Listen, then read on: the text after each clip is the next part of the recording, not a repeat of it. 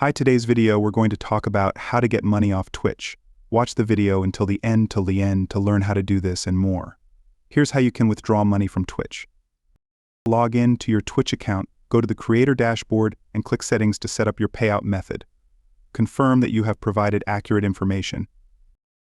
Minimum payout amount you can withdraw if you've reached the minimum payout amount, which is about $50 to $100, subject to change depending on your location and payout method. Request withdrawal in the creator dashboard. Go to Payouts, select your payout method, and request to withdraw. Twitch may require the verification of your identity to prevent fraud before processing your payout. Wait for Twitch to process your payment.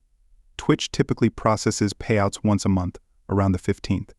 The processing time will depend on your payout method, location, and other factors. Deductions after processing.